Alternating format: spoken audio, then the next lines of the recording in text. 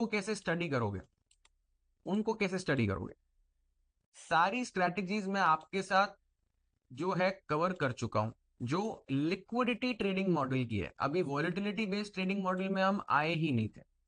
अब यहां पर जब आप स्टडी रिसोर्सेज पे आओगे, आपका जो स्टडी रिसोर्सेज का जो चैनल है डिस्कॉर्ड पे, जब यहां पर आप आओगे तो यहाँ पर आपको एक स्कीमेटिक दिखेगा। यहाँ पर वो स्कीमेटिक को आपको या तो आप डाउनलोड कर लो, या आप इसको पेपर पेन से खुद ड्रॉ कर लो, या चार्ट में ड्रॉ कर लो। तो ये पहला मॉडल है हमारी एंट्री का, ये सब हम कर चुके हैं। तो ये इतने सारे टर्म्स अगर आपको दिख रहे हैं तो आपको घबराना नहीं है, क्योंकि अभी आपको सारे कॉन्सेप्ट पता है, यूज कैसे करना है, अप्लाई कैसे करना है। तो ये जो पहला मॉडल है ये बोल रहा है कि HTF मतलब higher time frame plus break of structure plus fair value gap, मतलब हायर टाइम फ्रेम की लिक्विडिटी ग्रैब या लिक्विडिटी स्वीप हो गई, फिर ब्रेक ऑफ स्ट्रक्चर हो गया। अच्छा अब ये बताओ, अभी जितने एग्जाम्पल करे उसमें हमने ये नहीं किया लिक्विडिटी स्वीप होते ही ऊपर का स्ट्रक्चर चेंज कर दिया, क्या ये नहीं किया हमने? जितने एग्जाम्पल करे हैं हमने ये वाला एग्जाम्पल करा है कि ऊपर की स्वीप करी और नीचे की तोड़ दी, फिर यहां पर आया तो ट्रेड शॉर्ट करना है, यही करा था अभी हमने। यही किया था कि नहीं किया था? अभी जो गोल्ड गोल्ड का बैंक निफ्टी का एग्जांपल लिया था उसमें यही तो किया था। अभी हम यहाँ पे जाके शॉर्ट करने का सोच रहे थे कि पहले फेक ब्रेकआउट दिया, फिर एकदम से पीछे वाले लो को तोड़ दिया। तो ये इसका उल्टा है कि पहले लो तोड़ा, फिर ऊपर का हाई तोड़ दिया, हायर हाई तोड़ने के टाइम पर एक फेयर वैल्यू गैप छोड़ दिया, और यहाँ से हम हमारा लॉन्ग ट्रेड बना लेंगे। तो ये हो गया आपका पहला मॉडल। तो यहाँ पर आपको दिख रहा है अब ये बेरिश का है, ये बुलिश का है, यही तो हमने करा अभी। यहाँ पर आके हम शॉर्ट कर सकते हैं। तो ये वाले मॉडल में कोई कंफ्यूजन है? ये वाले मॉडल में कोई कंफ्यूजन है आपको? यस और नो? इजी है, प्रैक्टिस आपको करना पड़ेगा। अब आ जाते हैं मॉडल नंबर 2 पर। ये आपका सेकंड मॉडल है। सेकंड मॉडल में क्या है? सेम ही चीज है पर इंड्यूसमेंट घुसा दिया है बीच में। इंड्यूसमेंट पता है ना क्या है? मिटिगेशन समझ में आता था, इंड्यूसमेंट भी आता है आपको, कि अगर किसी फेयर वैल्यू गैप में टैप करा लिक्विडिटी स्वीप करके तो वो इंड्यूसमेंट हो गया। तो सेम मॉडल में अगर मैं इंड्यूसमेंट ऐड कर दूं तो वो मॉडल 2 बन गया। तो इसमें क्या कोई ये दो डिफरेंट मॉडल है कि ये सेम है, बस एक फीचर एक्स्ट्रा है? आप बताओ, क्या ये तो सेम ही ट्रेडिंग सेटअप का एक्सटेंशन है ना? कुछ बहुत रॉकेट साइंस थोड़ी है, कुछ अलग थोड़ी किया हमने। यस और नो? सेम ही चीज है। ठीक है, अब आ जाते हैं नेक्स्ट चीज पर, जो नेक्स्ट थर्ड मॉडल है। जो थर्ड मॉडल है वो क्या कर रहा है? डिस्प्लेसमेंट रेंज मार्क कर दिया और ओटीई वाली एंट्री कर दी कि भैया 0.612 वाले एरिया पे आ जाएगा, तो ये एक सेटअप है। तो क्या ये सब अलग अलग चीजें हैं कि ये सेम ही चीजें जो हम कर चुके हैं? आप बताओगे? ये बस बोल रहे हैं कि भैया 0.62 और 0.719 के बीच वाले एरिया में सबसे बेस्ट चांस है लिक्विडिटी ग्रैब होने का। तो वो अगर आप अपने ट्रेडिंग व्यू पे जाओगे, अपना फिबोनाची का जो टूल है इसको यहाँ मार्क कर दो, इसकी सेटिंग्स में चले जाओ, राइट क्लिक करो, सेटिंग्स में चले जाओ, ज्यादा जरूरत है तो ये 0.618 और ये 0.786 इस पूरे एरिया को यहाँ डाल दो। तो ये बेसिकली बोल रहा है कि जो फेयर वैल्यू गैप इसके अंदर आ जाए वो आपका बेस्ट फेयर वैल्यू गैप है। इसको अगर ओवरलैप कर दे तो। वंचित, फेयर वैल्यू गैप इक्विटी में चलता है क्या?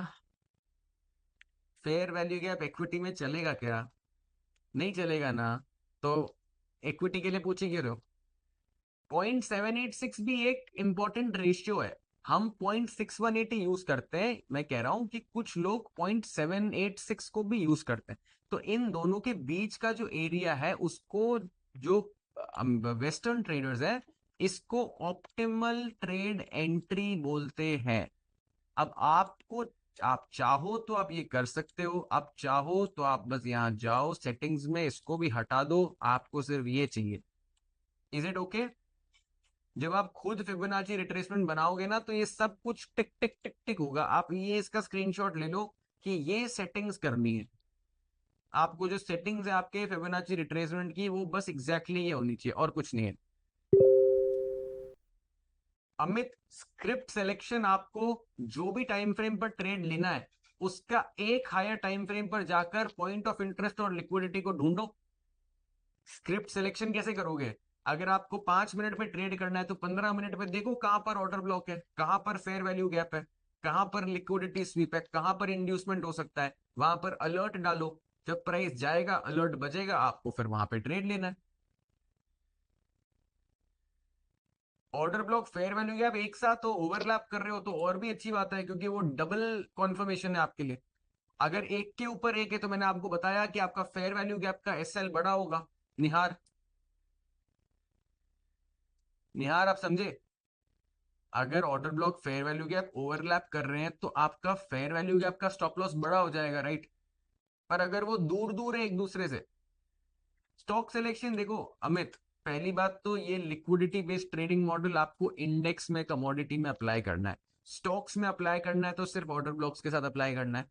और अगर स्टॉक सिलेक्शन करना है तो आपको अगर ऑर्डर ब्लॉक के बेस पे इंडियन मार्केट में करना है तो आप कोई भी स्टॉक खोल दो, उसका वन डे चार्ट खोल दो, ठीक है? स्टॉक सिलेक्शन के लिए कोई भी स्टॉक खोलो, वन डे चार्ट खोलो और सिर्फ ये देखो कि इनके ऑर्डर ब्लॉक कहाँ है। तो अब जैसे मैंने देख लिया हिंदुस्तान एरोनॉटिक्स जो है, उसका जो ऑर्डर ब्लॉक है वो यहाँ पर कहीं एग्जिस्ट करता है, तो मैंने ये मार्क करा, एक अलर्ट छोड़ दिया यहाँ पर। अब वो जब भी यहाँ पर आएगा एक अलर्ट बच जाएगा। अब मैं और नीचे जाऊंगा, चंबल, भारत फोर्ज, और आप देखोगे मैंने सब वो चीजें ऑलरेडी मार्क करी हुई है। अब जैसे ये है भारत इलेक्ट्रॉनिक्स, ये ऑर्डर ब्लॉक था, ऊपर गया, नीचे आया, बढ़िया मूव दे दिया। अब आप बस नीचे नीचे स्क्रॉल करते जाओ, ऐसे स्टॉक सिलेक्शन करना है कि अगर स्विंग ट्रेडर हो तो वन डे का चार्ट खोलो और वन डे के चार्ट में देखो भैया बुलिश ऑर्डर ब्लॉक कहां पर है। जहां प्राइस बुलिश ऑर्डर ब्लॉक में आ गया, अभी एस्ट्रल है, ये बुलिश ऑर्डर ब्लॉक में टैप करा, उसके बाद एक ठीक ठाक मूव दे दिया है अभी तक इसने। आप नीचे जा, अमित समझ में आ रहा है? आपको सिर्फ ये करना है और ये आपको 2200 स्टॉक्स में करना पड़ेगा। आपको देखो एक एक सेकंड लग रहा है, एक एक सेकंड, या तो ऑर्डर ब्लॉक है या नहीं है। अब जैसे ये ऑर्डर ब्लॉक है, ये मार्क्ड है, अब ये आएगा तब एंट्री मिलेगी, नहीं आएगा तो एंट्री नहीं मिलेगी। आप नीचे जाते रहो, जाते रहो। फिबोनाची इक्विटी में देखो यूज करना ही नहीं होता आपको, यहाँ पर सिर्फ ऑर्डर ब्लॉक ही यूज करना है, इक्विटी में नहीं करते फिबोनाची का यूज इस ट्रेडिंग मॉडल में। और मैं फिबोनाची बिना फेयर वैल्यू गैप्स के साथ नहीं करता एग्जीक्यूट। लास्ट कैंडल का विक भी आप यूज कर सकते हो, जैसे इस केस में फॉर एग्जांपल, यहाँ पर अगर मेरे को विक दिख रहा है कहीं, मैं एक बार एग्जांपल देख लेता हूँ कोई चीज का। लेट्स से अगर मेरे को यहाँ विक दिख रहा है तो मैं पूरे एरिया को कंसिडर करूंगा। अनुभव, I will show you couple of examples, कहीं दिखता है मेरे को अगर कोई ऑर्डर ब्लॉक, जैसे अभी ऑर्डर ब्लॉक है, तो ये ऑर्डर ब्लॉक में हुआ क्या कि ये ऑर्डर ब्लॉक तो फेल्ड ऑर्डर ब्लॉक है, इसको मैं कंसिडर भी नहीं करूंगा क्योंकि ये यहाँ से रिएक्ट करना चाहिए था। तो अगर आपको याद है तो हम लोगों ने एक बिरला सॉफ्टवेयर ट्रेड लिया था जिसका एसएल हिट हुआ था, क्योंकि मैंने इस ग्रीन कैंडल पे एंट्री ली थी। मेरे को लगा यहाँ से ऊपर जाएगा पर इसने नहीं किया है, ये पूरा ऊपर का मूव इसने नहीं किया है, ऑर्डर ब्लॉक फेल हो गया, इसलिए हमारा जो है वो एसएल हिट हो गया। ठीक है। अब अगर मैं कोई दूसरा, जैसे ये एग्जांपल ले लो, तो ये जो पूरा रेड कैंडल है और ये जो विक है, ये पूरा मेरा जो है दिवीज लैब का ऑर्डर ब्लॉक है। तो वो ऑर्डर ब्लॉक अगर मैंने रेड कैंडल पे ले लेता तो मेरी एंट्री यही बन जाती। यहाँ बनती तो 2 दिन मेरा स्टॉक ऊपर होता, 2 दिन मेरे प्राइस से नीचे होता, तीसरे दिन या चौथे दिन मेरे को बड़ा मूव मिलता और फिर अगले 15-20 दिन मेरे ही होते। अनुभव, समझ में आया? अगर मैंने कॉन्फर्मेशन के बाद एंट्री ली होती तो एंट्री इधर मिलती। आप में से कितने लोग समझ रहे हो इस, ये जो दिवीज लैब का ट्रेड समझा रहा हूँ, कॉन्फर्मेशन के बाद एंट्री लेता तो एंट्री लेने के बाद खुशी खुशी मिलती। बट यहाँ पर एंट्री ले लेता तो मेरे को पेशेंस रखना पड़ता, पहले तो बड़ा स्टॉप लॉस देना पड़ता मार्केट को। यहाँ पर एंट्री बना रहा हूँ तो भैया स्टॉप लॉस तो यही होगा, टारगेट क्या होगा, टारगेट पिछले हाई के ऊपर की लिक्विडिटी, तो ये मेरा टारगेट होता। तो 1:4 का अगर 1 लाख रुपए का रिस्क लूंगा, 4 लाख रुपए बनेंगे, पर मेरे को ये 4 दिन तक वेट करना पड़ता कि भैया कुछ भी हो सकता है, एसएल होगा तो एसएल जाएगा, टारगेट होगा तो टारगेट आएगा। फिर स्टॉक ने क्या करा, स्टॉक ने मूवमेंट दिया, कितने 21% का मूवमेंट दिया मेरी एंट्री डेट से लेकर करीबन 62 या 63 दिन में। तो 2 महीने के अंदर 20% का मूव दिया स्टॉक ने, अगर लेवरेज ट्रेड होता तो अच्छा खासा परसेंटेज मिलता। समझ गए ना? तो आपको स्टॉक सिलेक्शन ऐसे ही करना है, वन डे पर देखो डिस्प्लेसमेंट कहां पर है।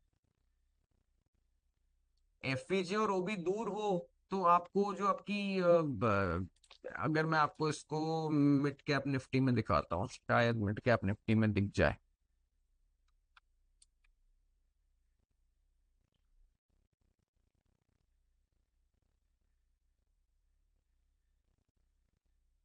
लेट्स से कि मैं मिड कैप सेलेक्ट इंडेक्स में जाता हूँ। तो यहाँ पर लेट से कि मेरे को यहाँ पर थोड़े गैप्स आ गए हैं, but I will still try to show you.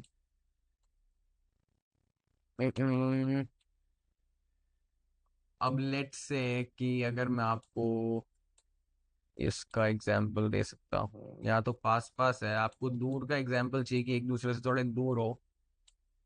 Let me सी।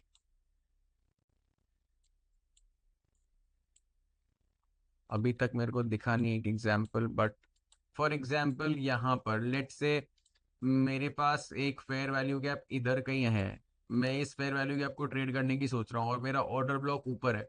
तो मैं इस केस में इतना बड़ा एसएल नहीं लूंगा। जैसे अगर मेरे को यहाँ पर शॉर्ट करना है तो मैं इतना बड़ा एसएल नहीं लूंगा। मैं सिर्फ मेरे फेयर वैल्यू गैप को प्रोटेक्ट करने की कोशिश करूंगा। अगर बहुत ज्यादा दूर है तो उस सिनेरियो में मैं ऐसा करता हूँ।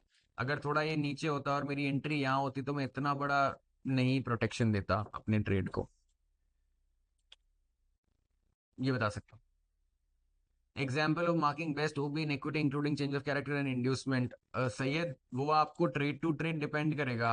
आप जाओ ट्रेड्स खोलो, डेली चार्ट जो है स्टॉक्स का डेली चार्ट खोलो और आप बैठ के देखो कहाँ कहाँ पर क्या क्या रिएक्शन दे रहा है प्राइस। वहां पर आप देखोगे तो आपको सारे एग्जाम्पल्स आपके आंखों के सामने मिल जाएंगे।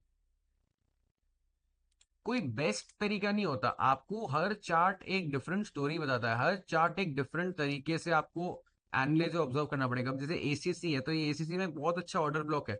अब ये ऑर्डर ब्लॉक है और अब अगर ये प्राइस ऑर्डर ब्लॉक में आएगा तो ये इंड्यूसमेंट करके आएगा। तो ये यहाँ पर इंड्यूसमेंट करेगा, टैप करेगा, तो आप एंट्री ले लेना यहाँ पे। ये आपको एक अच्छा ट्रेड आइडिया मिल सकता है इधर।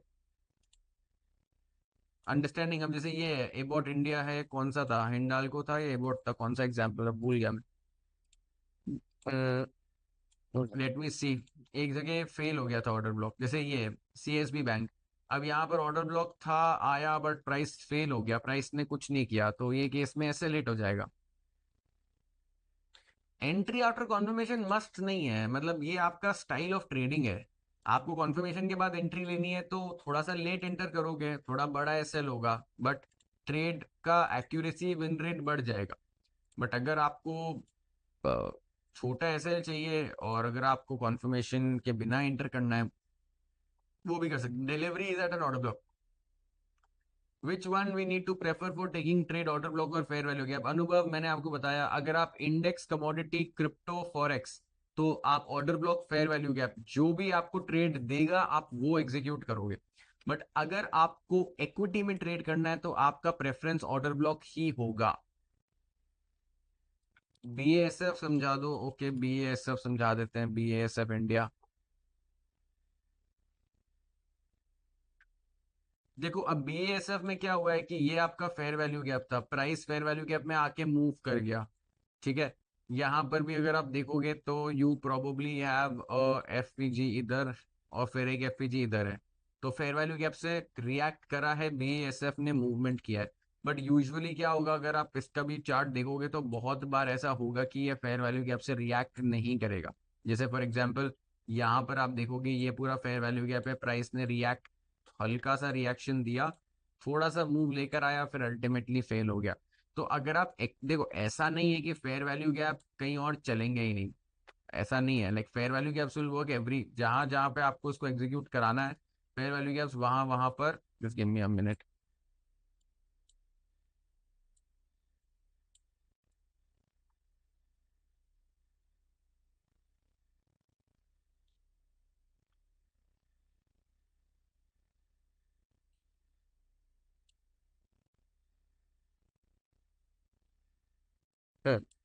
तो जहां जहां पर भी आपको जो फेयर वैल्यू गैप्स दिखते हैं, इसका मतलब ये नहीं है कि वो हर बार वो फेयर वैल्यू गैप्स वर्क करेंगे।